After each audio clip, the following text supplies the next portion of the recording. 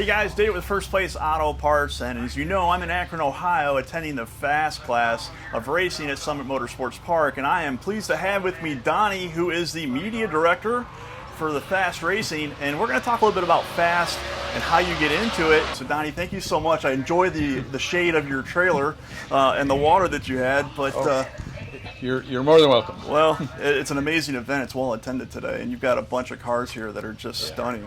Yeah, the NMCA puts on just tremendous events. We're very proud to be part of their events.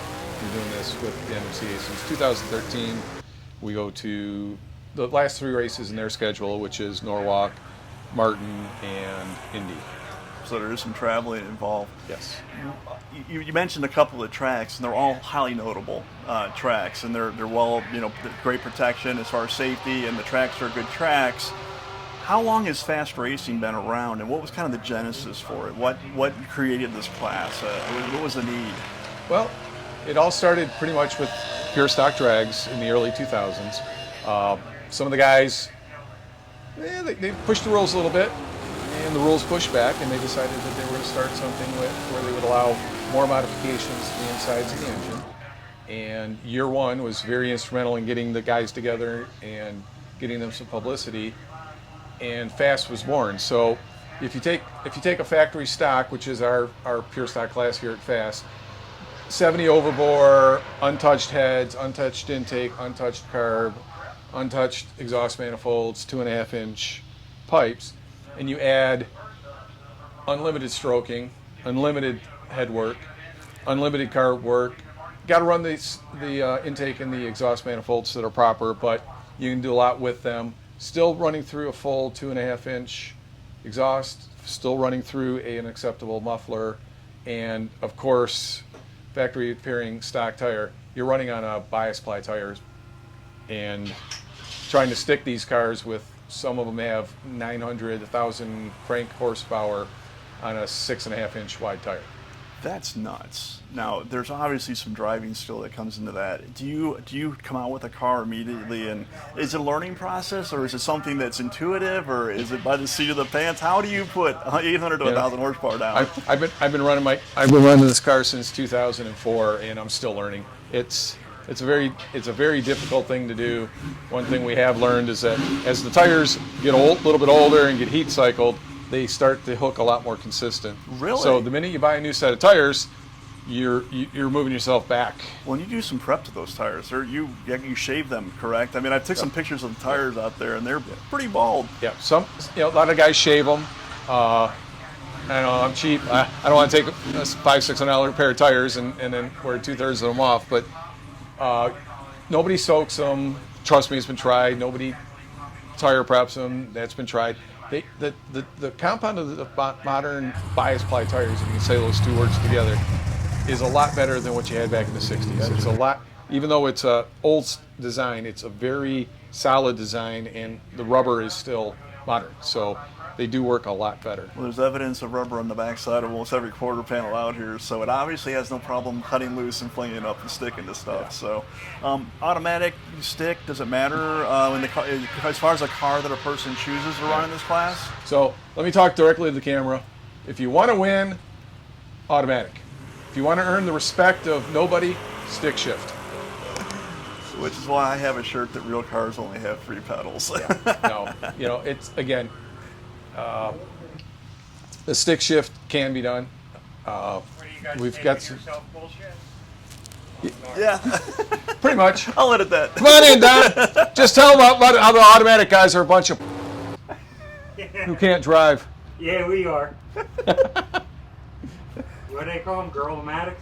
Girl-o-matics, badge-matics. I got one of them. Badge-o-matics. Well, I'm glad I got the curse on your video. Well, thanks. I won't even edit that out. But you were saying automatics, I mean, obviously consistency-wise. Yeah. An automatic just is so much more consistent. With stick shift, it's an art. I picked a combination that is both a stick shift and a small motor. And I'm very proud of what I've been able to accomplish with it, because at the end of the day, you're racing yourself. There's a bunch of beautiful cars out here, all different performance levels, all different levels of driver skill. I'm trying to go as fast as I can with that, and I'm very proud of where I've gotten it to. And it's hard. Well, and it's a craft and it's an art and it's something you can be proud of every time you do it. Because I assume between track temperature and how much VHT's down and everything else, it's a variable. Yep. How do people get involved with this? If they have an interest, say they have a muscle car that it's pretty quick, it's a 14-second car. A, is that something that would be applicable to this type of racing? And B, how do they get involved? Absolutely. Any car that mostly fits the rules is welcome to come out to a F.A.S.T event. So our big track rental race is Martin that kicks off our season. We'll have between F.A.S.T, factory stock, and modern muscle, we'll have 80, 90 cars on, but we have the track to ourselves for 2 days. You can come out, let's say your car's got headwork, carburetor, it's got a set of headers on it, it's close. We're going to let you come out with the car as is. We're going to let you run it, get used to the sport, and hopefully entice you to come join us. If you decide to come join us, then we're going to help you get your car in the spec to meet the rules of the race. So headers this race, manifolds the next race, right intake and carb the race after that. We'll give you a little bit of time to adjust to what you need to do to find the parts that you need. We want you to come out and have a good time. The F.A.S.T group of racers is just incredible in the knowledge that they're willing to share. Sometimes too much. Some guys, if you ask them for advice on where to set up a carburetor, you better have brought a lunch. But we will share everything. If you've got a Mopar, we got Mopar guys out here who've been racing since *71, who will come over and say, this is what you want to do, this is how you want to set this up, this is what works for me. Same thing with the Chevy, same thing with the Ford. And the club itself is very inclusive, but then you get your brand inclusiveness as well. You'll get phone numbers, you'll get websites, you'll get everything that you need. Well, some expertise as well, right? I mean, absolutely. For you guys that are looking to increase the performance of your Camaro, your Cuda, or Corvette, whatever. I mean, there's guys that lumping it under Chevrolet, but are Corvettes, like yourself. Yep. They have their own nuances. So, and the one thing that I've noticed, guys, is how friendly everybody is, and really free with their time and their knowledge. Not only is it a great way to get into drag racing or even to see what your car can do, because I'm going to warn you, it's addictive. Once you get on this path, there's really no point or no return. But it's, instead of going online and asking somebody at a forum, coming out to the track and actually putting your car through its paces, knowing what it'll do, and then rubbing elbows with this guy who knows what to do can be a huge benefit. It can can transform your car from, a 15-second car to maybe a high 12. Absolutely. So that's pretty cool. Yeah. Like I say, you have different degrees of racers. You have casual racers who come to 1 or 2 races a year, and their car runs what it runs, and they have a great time. Then you have your intermediates who are trying to go faster, but not necessarily, impulsive and addictive. And then you have sick individuals like myself who more. Punishment. The car just ran its best ever. Okay, let's change something. See if we can go even faster. I think we resemble that remark, and everybody out there does. Our 2 directors, Terry Pennington, Dave Dudek, they are sick individuals. Dave Dudek is probably one of the preeminent Mopar restorers, and he is a member of our 9-second club with 3 different cars. And 9 seconds. He will share anything. You find him on Facebook, you find him online. He will help you through. He will help you build if you want to do that. Terry Pennington, big, huge, open tent if you got a bow tie on your car. He is so driven. He's got 4 cars at this event. 2 running. Him and his son are both running in the 9s. He's supporting, helping Larry Kirkham, who's running in the 9s. His wife Julie's running 1060s in a factory stock car. He's got Ryan out here in a 67 big block Corvette running 13s and just having a good time. Do you have a website that people can go to find out your schedule and the rules and things of that nature? Yep. The rules, the schedule, and everything else is at fastdrags.com. The best way to interact with us is through our Facebook page, which is Fast Racing Series. Okay. You can find us there. That's where you see all the event information and everything else. Websites are so hard to keep up. Oh, and expensive. And I'm one guy. Yeah. Good. So, who has a race car, by the way? Yeah.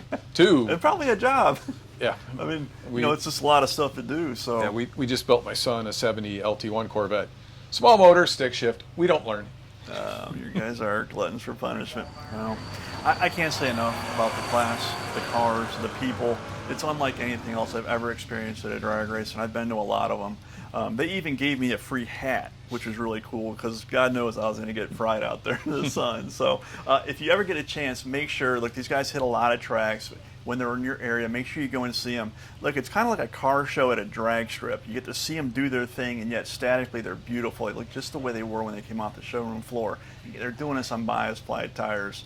That's it. I just want to thank you for your time and the input. Like these are cars that just like our customers and our viewers have it in their garage. And look, the best thing you can do is get those things out of the garage, go out and drive them, and use them what they're made for, which is to strut the stuff down the quarter. You know, when I try to get guys off the lawn, I tell them, look, the first rock chip hurts, the second one makes you cry, the third one sets you free. It really does. Stop obsessing about what the car looks like and enjoy it. Is that like the 3 commandments of Pretty much. Donnie? Is that a Pretty much. I mean, it's good advice. It's going to be okay. You know, now every chip I get in that thing, I just point at it, laugh to my son, and say that's going to be your problem one day. Yeah, the chips don't really happen from racing. You're just talking about in general, like driving on the street. Just moving it around and everything else. But no, if you have a muscle car, you need to track it at least once to see if you like it. Be prepared. It is addicting, and we'd love to have you come out and learn. We'd love to have you come out. We'll show you how to do this, and welcome to your next obsession. Yeah, well, Donnie, I appreciate it, and guys, we appreciate you watching this video. And until next time, make sure you keep the hammer down and keep it between the guardrails.